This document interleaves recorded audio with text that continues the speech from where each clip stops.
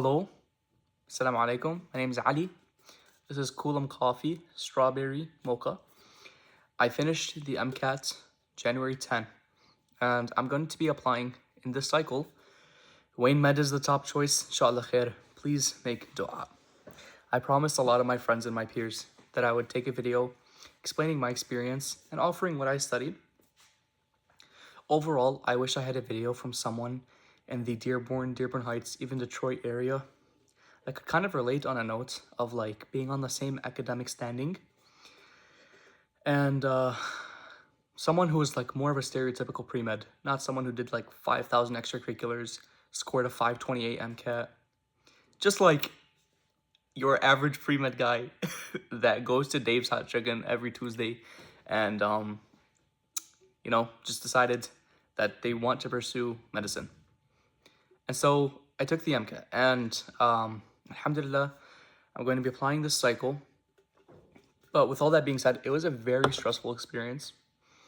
I hit my fair share of twists, turns, ups, downs, and dead ends. And so if I can make your navigation of the process any easier, I am more than happy to do so.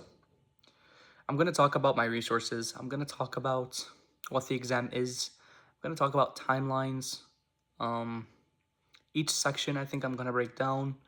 And with all that being said, I am no more than a starting point. Absolutely not a template. There are people much more qualified than I am to guide through the MCAT. But again, it is beneficial to have someone that, for the most part, we can connect with on a more personal level. Because my Dearborn and Dearborn Heights brothers and sisters, I mean, this exam, it's a monstrosity. Like, it was a 10 out of 10 dumpster fire. But we shall persevere. We got this. So, my first introduction was 5-10 minutes. And this video, as you saw, is really long by itself. So I don't want that to happen again. So we're going to cut it here. So, what is it? MCAT is your medical college admissions test. The average, it lies somewhere from 500 to 503. The numbers vary very slightly. Goes from 472 to 528. Anything over like a 521 or 520 or 522 is upper 1 percentile. Anything between 500 and 503 is 50th percentile. Anything over 510 is around 80th percentile. Anything over 515 is 90th percentile. What you want to aim for depends on what schools you want, what schools are in your area. Generally speaking, IVs like to see 518, 519, 520 plus. NYU or New York, whatever med school it is, they have free tuition. The people that go there are absolutely cracked, they're insane. They have like an average of like what, 521, 522. I personally want to go to Wayne Med. They have a 511 median. So that's the general gist of what the MCAT is.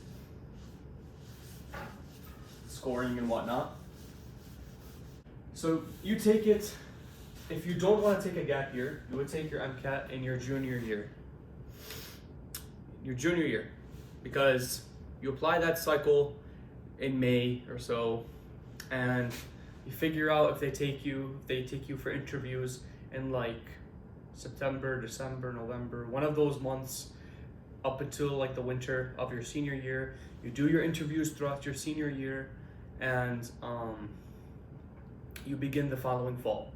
So after you get your MCAT score back and you've submitted your application, it's still a year of interviews and whatever, secondaries. And to be completely honest, I don't know too much about it, but I do know that it's like a year-long process. So if you don't want a gap year, the silver lining here is you take your MCAT as a junior. If you do expect a gap year, you can take it as a senior. That's pretty much how it goes. Okay, first 2 points done. Outline. MCAT has 4 sections. MCAT has chem, phys, cars, nasty. Don't like cars. the reason why I'm saying that is because not only is cars like notoriously horrible for a lot of people, cars was my worst. It was.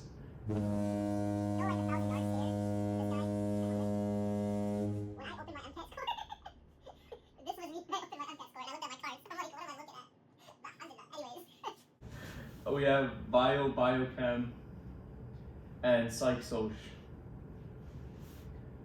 Those are your 4 sections on the MCAT. Chem phys. Chem phys is going to be your general chemistry. It's going to be ice tables. It's going to be a lot of pH, a lot of buffering systems, acid-base chemistry, Lewis, whatever, Bronsted, whatever. You're going to have electron affinities, all of your general chemistry. You're also going to have structures. You're also going to have a little bit of orgo. So you're going to have orgo naming. You're going to have reactions, but for the reactions, you don't need to know the arrows. You just need to know the basic mechanisms. What do you use? What do you make? Does this require heat? SN1, SN2, E1, E2. Make sure you've taken your classes. I would not recommend trying to self-study for this exam, especially biochem. This, maybe for physics, because physics is also there too. Physics 1 and physics 2. You have electromagnetism, you have basic kinematics, you have the whole spectrum of physics 1 and physics 2.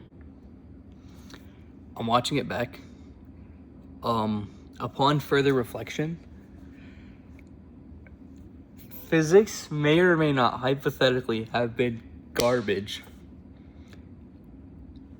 The MCAT for some reason this year, hypothetically, may or may not give the most low yield things that you never expect, or medium yield or high yield. Again, I can't specify anything. It doesn't matter if it's low yield. It doesn't matter if it's medium yield or high yield. Just like, please study them all and study them well. I still get, hypothetically, nightmares about a physics section. So grind out UWorld for your sake. Maybe you could self-teach something from here, but biochem is huge.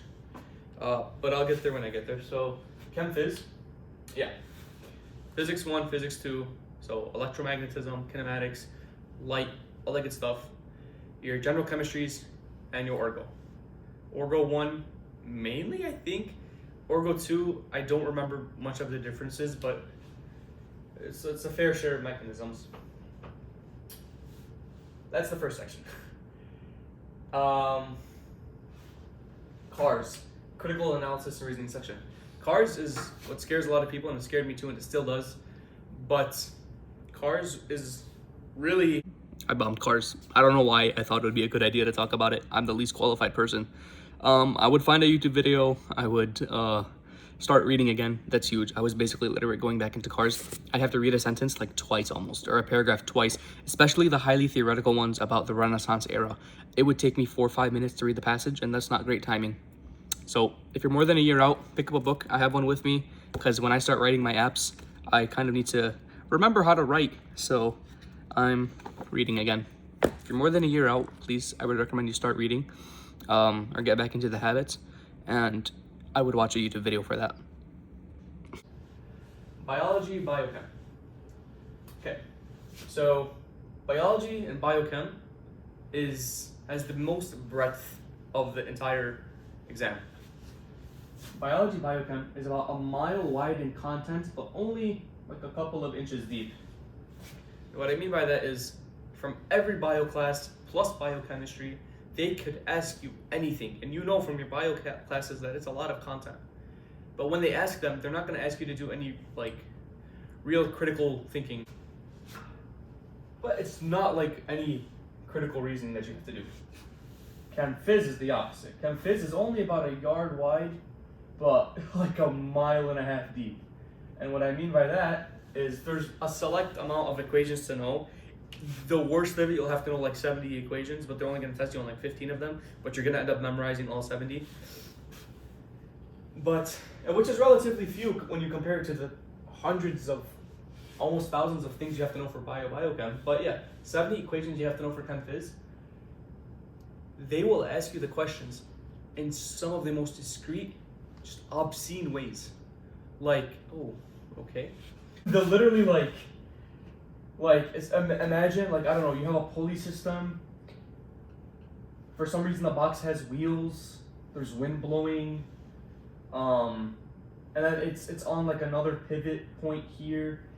And you have to recognize, I don't know, for example, you just have to recognize because it's not touching the ground, the wheels don't matter, and they might give you the kinetic friction of the wheels or the static friction of the wheels, but you have to know that because it's not touching the ground, it doesn't matter that they gave you those coefficients, so this whole thing is a distractor. It's really just a pulley problem. Something like that. And that's, I guess, the lighter end that I can come up with on the spot, but it goes deep. And while I only had to know 2 equations to solve this, you really have to figure it out, and you really have to be very solid with the concepts. So, chem phys is not fun. A yard wide, mile deep. Mile wide, a yard deep.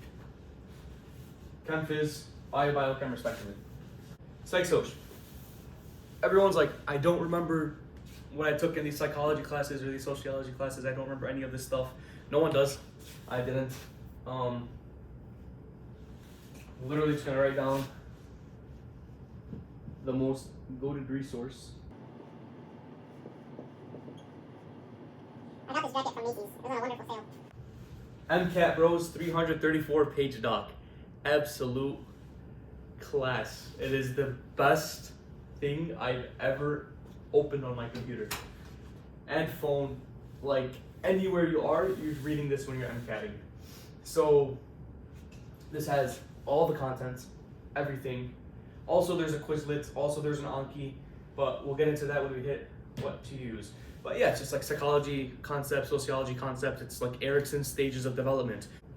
Concept of conformity, de-individualization. They'll sometimes give you a passage on the exam and you have to say like, what stage of whatever were these participants in? What did these participants exhibit when they did X? What is the conditioned stimulus? What's the unconditioned response? What's the relationship? What's the difference between reliability, accuracy, validity?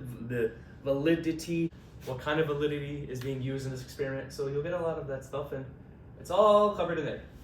It's a wonderful bundle. Okay, 21 minutes. That was the first. Those were the first 3 points.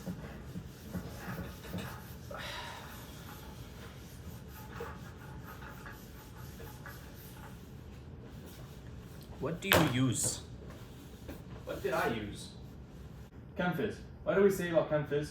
It's about a yard wide, a mile deep. So, when that's the case, content review versus practice problems. What makes more sense? To me, you don't need that long to memorize a select number of equations. You do need that long to learn how to use them. So you have 2 things that are really important. This is going to apply for all the sections. Okay, this looks like a V. It's not V world, it's U world. U world is huge. Now there's a bundle for about $300, 6 months.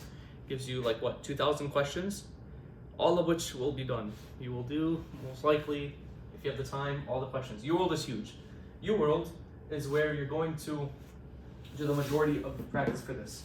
You're also going to need, I'm gonna start out with what costs money and then what's free. So you're also going to need your AAMC bundle.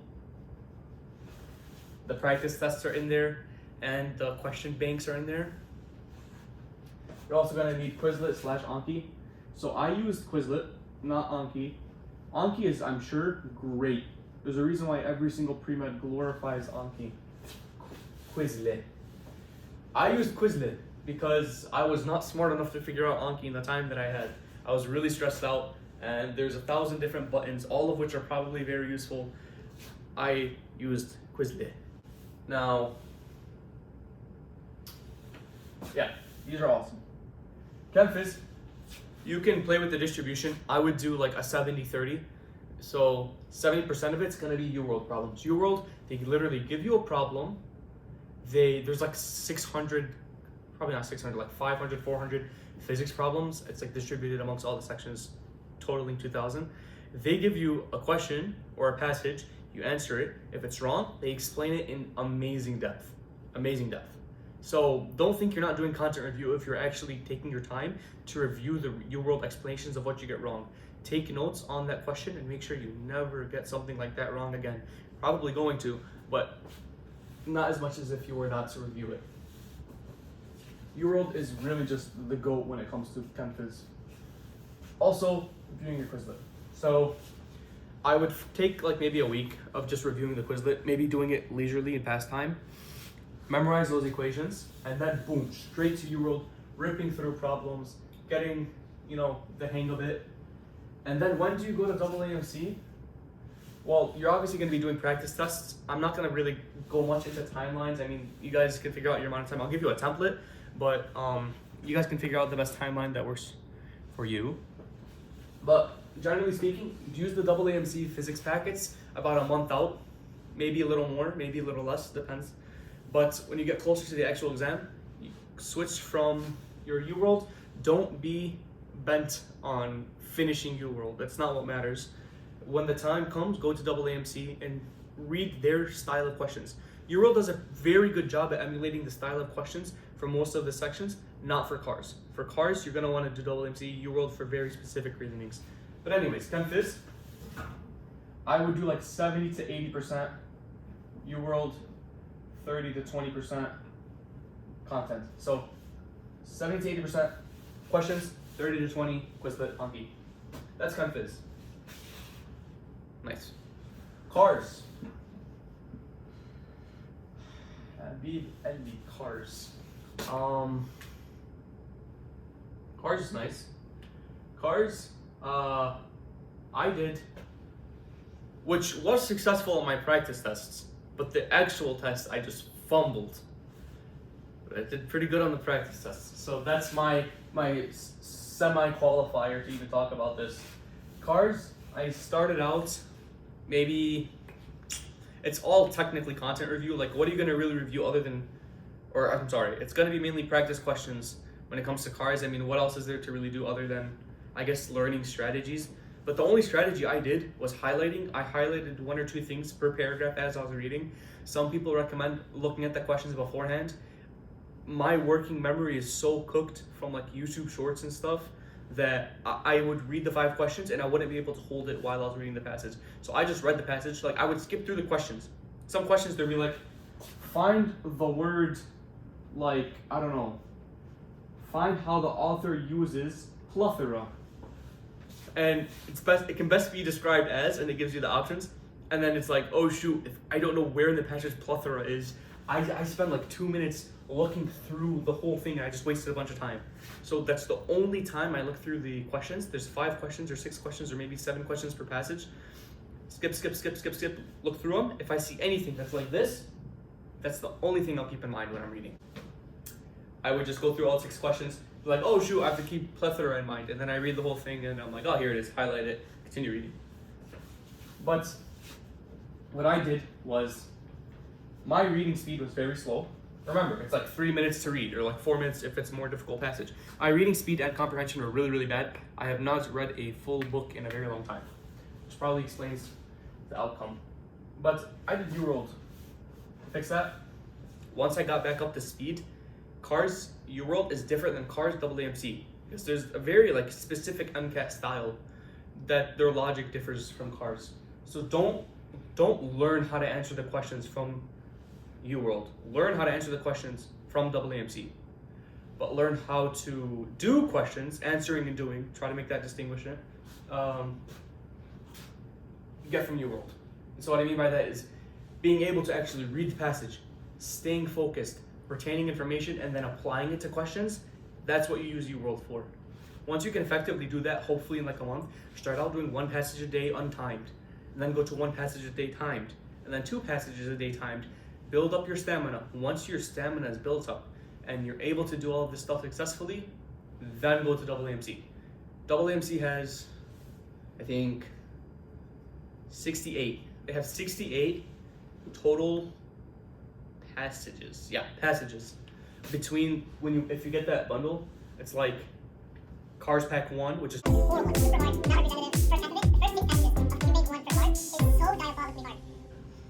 but it's still useful.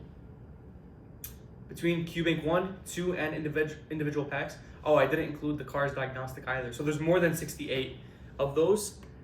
What I did was, leading up to my exam, I did a full CARS section every single day for a week leading up to my exam. Maybe not the best way to do it. What I probably should have done was full CARS section one day, full analysis of my mistakes the next day. Full CARS section one day, full analysis of my mistakes the next day. That way you can stretch it over 2 weeks, or even 3 weeks, or 4 weeks, or whatever is best for you. Main theme: do your world until you're fully literate again. That's in my case. If you're already at a good starting point and you're able to read, then I would still do a little bit of your world just to make sure you have it down, and then go straight to AAMC, but use them wisely because they're finite and you want to be really just like hot off the stove or hot off the press when you go into the exam. That's CARS, the best I can do for CARS. Biochem. This is biochem, I guess. Okay. Biochem. I took a practice test before taking biochem, and I bombed it. I took another practice test right after taking biochem, and I slightly less bombed it. And it was a difference of like 10 points. Both of which were not good scores, but one was a lot less horrible than the first one. So biochem made a huge difference. 110%, I cannot emphasize this. When you are planning your schedule, if you have the chance, take biochem the semester before you plan to take your MCAT. It is the best thing I did. I didn't even study biochem. I didn't really do content review for biochem. Very basic things. I watched Yusuf Hasan's lectures for biochem, which I'm going to get into. Oh, I didn't even talk about that. I'll talk about that. But take biochem your last semester before you're taking your MCAT. It's the best thing ever. Your other bio stuff. This bio, again, this is all content based. So would you do your world questions, or would you do, like, for example, your Kaplan books? That's pretty important. Kaplan. Wow, that's huge. I can't believe I didn't write Kaplan. I guess these are what I used. I didn't use Kaplan, so that's why I didn't write it. But I really should have. The reason I didn't use Kaplan is because, like I said, I had 1 month. But if you're doing a typical timeline, you should 110% be reading your Kaplan books. Yeah. So you would not be doing your world questions hear me out, you're gonna do your world questions for biochem, but I would prioritize maybe not prioritize, I do like a 60-40. 60% of it, let it be content review, 40% of it, let it be questions. A lot of people probably disagree with me, but for me, that's what I found, because the questions were really just like, do you know this? Do you know this? Do you know this? And it's like, it didn't really matter how many questions I did. If I didn't do that content review phase first, I wouldn't have known it. And so I found reviewing content to be the most effective thing for me, and then doing questions later on to make sure like I'm not just kind of psyching myself out. So really emphasize content review on bio and biochem, your pathways, and then make sure you're solid with questions. And your world's good for that. And then the same thing with CARS, go to AAMC when your exam approaches. For bio, to review Yusuf Hasan's MCAT course, I will endorse to the day I,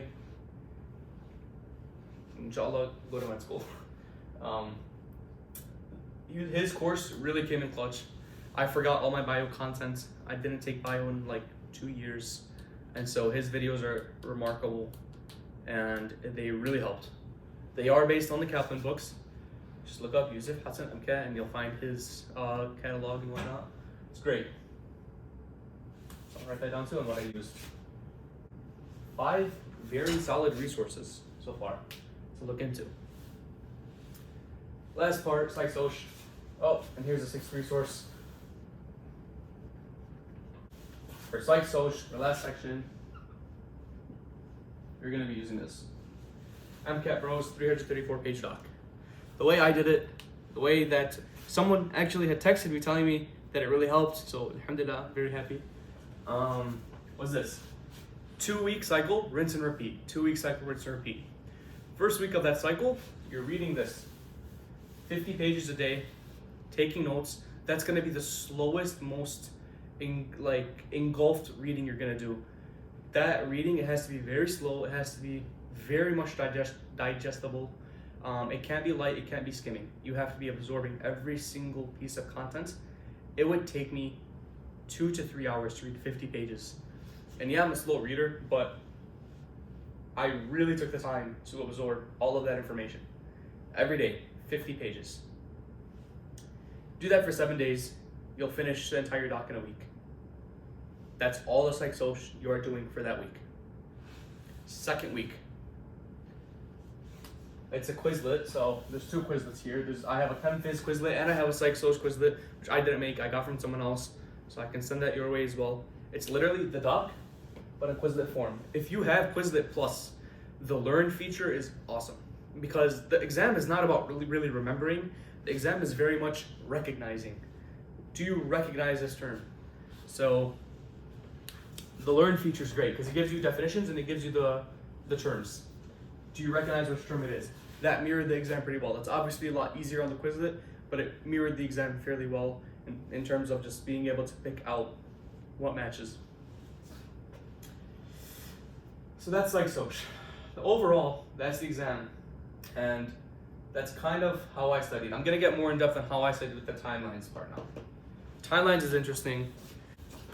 For all of my HFEC troopers out there, you're probably gonna do something similar if you're fairly ambitious and don't know what's coming for you. So what I did was graduated HFC, went off to university.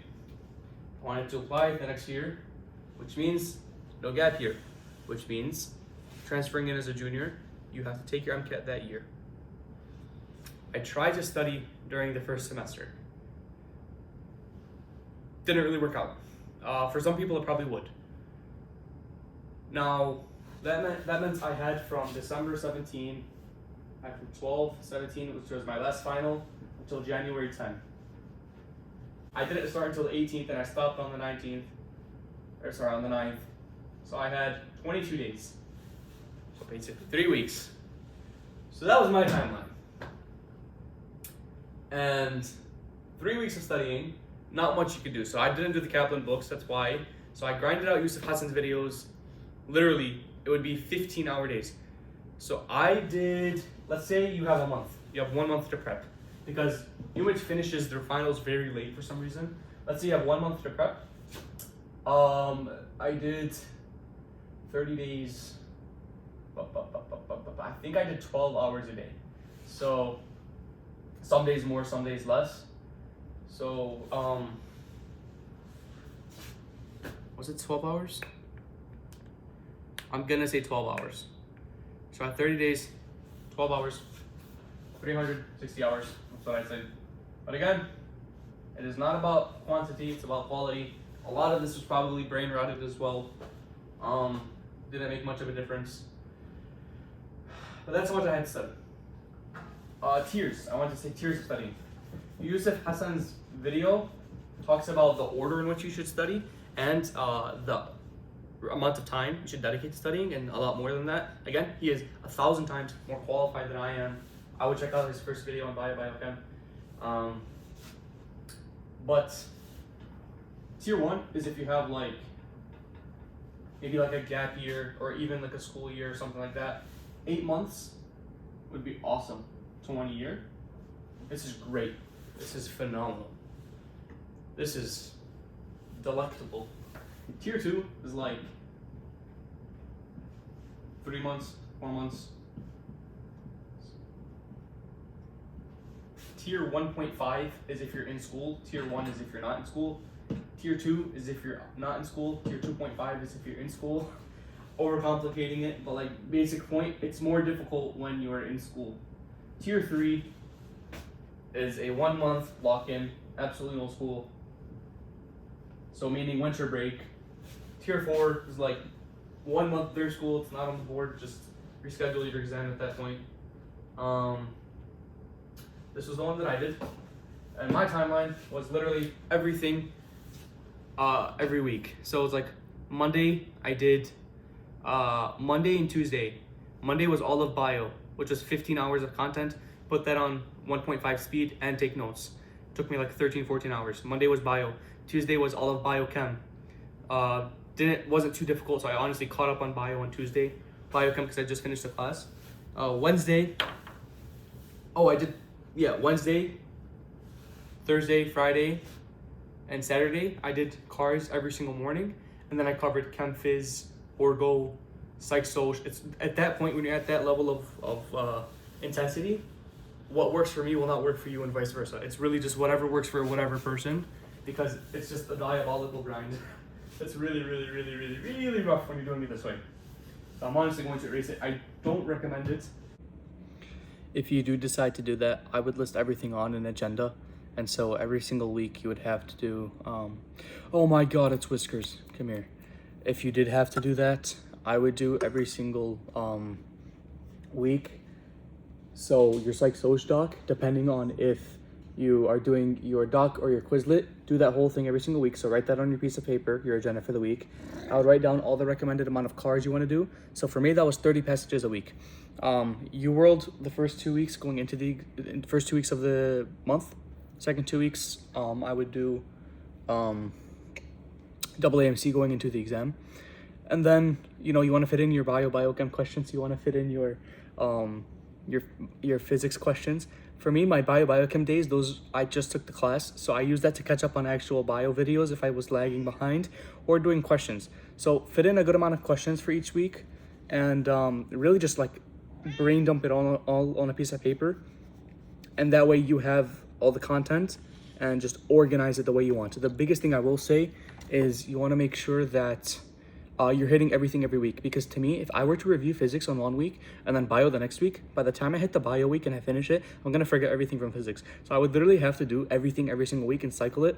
Monday, Tuesday, Wednesday, Thursday, Friday, study/review questions, and then Saturday take the exam, Sunday review the exam, and pivot. And being able to pivot is a huge part of your plan. I ended up hitting so many brick walls, and I ended up having to pivot my plans so many times, and had I not been able to pivot those plans, I would not have succeeded in this thing. So being able to change your plan and being okay with the failure, because it's gonna happen, is huge. Okay. I got very lucky, I'm sure. But that's not to say that you guys can't do it. There's people watching this that are probably 30 times smarter than I am. MashaAllah, the HFC rising classes, you guys are geniuses. So you guys can probably succeed a lot better than I did. This tier is where a lot of people that I know are. Dedicate 4 hours a day, and you're pretty golden. 4 hours a day, what does it look like? Everything I said before. I'm not gonna give you the plan. Again, I don't wanna guide you, I'm in no place to do that, but I do kinda wanna point you in the directions of like, hey, use those resources, maybe consider doing that bi-weekly psych social schedule. That works really well for some people. Look at Yusuf Hasan's videos, open the Kaplan books if you need to. That's what I'll say, open the Kaplan books if you need to, open the Kaplan books, you know? You have the time, I would do it right if you have the time to do it right. If you don't have the time to do it right, which is opening the Kaplan books and studying diligently like a good student, I would go to Yusuf Hasan's videos, grind those, and then grind out questions. Practice tests, you have 6 or 7 practice tests, and I think it's 7 now. Space those out 3 weeks apart, maybe. In this case, if you have 3 months and you have 7 practice tests, 21 weeks, which is around under 6 months. So maybe between, what was I saying? Space them out around 3 weeks-ish. I think that's a good idea. Analyze your tests whenever you mess up. And I would space them out by months. And the experience part is really very little for me to say. It's really just up to you. But look at Reddit, look at YouTube videos. I'm the worst person to talk about this. That's timelines. Yes. My experience, I got some questions of like, is the MCAT really that bad? Like, do I have to know every single little thing? You don't. Like, you don't need to know that on this random, I don't know, I'm gonna make up a random molecule. You don't need to know that the electrons here attack this carbon and whatever. You don't need to know that. Important clarification. You should know that a strong electrophile would attack the carbon that is more substituted. So if you're given a molecule that's like carbon 1, 2, 3, 4, 5, and carbon 4 is the most substituted, and it asks you which carbon would it attack, you'd have to know that it's 4. You'd have to know that a strong nucleophile would attack the less substituted carbon. That's what I meant. What you don't have to know is like the specific arrow mechanisms that are covered in Orgo. They don't give arrow mechanisms, but they do give general mechanisms. And you do basically have to know where things are. So, I mean, it's the mechanism without the arrows, but you still have to know what happens. But you do need to know that you're using, let's say, you're using potassium phthalimide, and you're adding heat and whatever, and you're making a Grignard reagent. That's not right, but like that's an example. You do need to know what you're using. You do need to know the reaction conditions. That's just an Orgo example. You do need to know what you're making. How do you separate two things? How do you separate enantiomers, diastereomers? What's the difference between the two of them? Know your glucose epimers. Like, there's some details you have to know, some details you don't have to know. Think to yourself, if it's a crazy thing to know, like for example, the reaction arrows of a huge mechanism, if it's a crazy thing to know, do I have to know it? Probably not. Except for physics. I don't know why. Just know your low yield stuff for physics. If it's something testable in your university, do I have to know it? Probably. Like an Orgo class, they're gonna ask you to draw the arrows. This is not an Orgo class. So they're not gonna ask you to draw the arrows, but they will ask you general Orgo content. In your chemistry class, you're gonna have to do heavy math calculations to solve an ice table. This is not a chemistry class. You're not gonna do heavy math calculations, but they will ask you to do basic approximations, you know? They will have you know what's log of 3. You know, what is ln something. You do have to know those approximations. So it's kind of a middle ground. There's not really a good way to answer that question. The best way you'll know is if you open the Kaplan books. That tells you the scope. If the most beneficial thing to a lot of students, myself included, is knowing the scope of the MCAT. How deep do I really have to go? Look at the Kaplan books. That'll show you how deep you have to go, because that is all the content. And if you can't open the Kaplan books, go to the YouTube videos, Yusuf Hasan's videos. He said he didn't really cover them in depth, or like he was like, he always emphasized open the Kaplan books. I think that was much of a precaution because his things were so perfect. I'm telling you, they covered the content perfectly. So it's definitely doable. I think that's it. I don't want this to hit 15 minutes. My experience, it's very, very stressful. So I'm gonna summarize my experience with emojis. Or like smiley faces, or not smiley faces. Before studying, I was scared. During studying, I was like dying, bro. It was so bad. It was horrible. During the exam, and this is not a joke, during the exam, my chem physics section, I didn't cry, but it's 60 questions, and I submitted question 29, and the notification pops up. You have 30 minutes remaining. You have 30 minutes before it self-submits. And I still have 30 questions left. So imagine that. 30 questions, 30 minutes, 1 minute per question. Worst feeling. I was so overwhelmed, super stressful.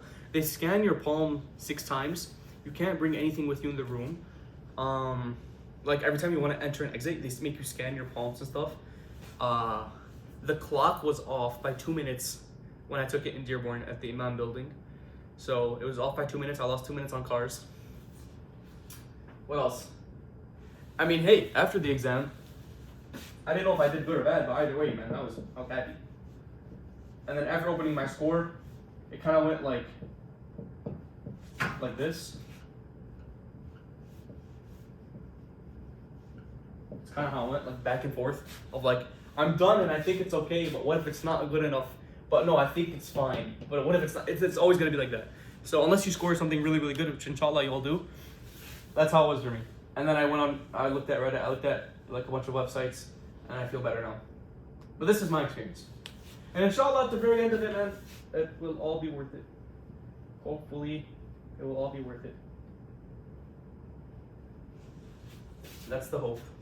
Maybe like a little stethoscope or something. But that's enough. Yeah, this is my MCAT experience. This was a long video. I don't know if any like valuable information was given during this, but I hope so. Those 6 resources are what I would use. And, you know, oh, I guess this is a very important note to end on. I did not think I would survive. I did not think it was possible. I crash out a lot when it comes to school stuff. I'm not really like very level-headed when it comes to this stuff. So I really thought I was susceptible to burning out, but alhamdulillah, that wasn't the case. I'm confident it won't be the case for you guys either, as long as you have healthy support systems, as long as you're keeping your faith in Allah subhanahu wa ta'ala, and you guys are doing what you have to do. So if you need any help, please contact me. I will do what I can. I'm confident, no, seriously, I'm confident that you will all be good, inshallah. I spent like 10 minutes recording a sappy outro, but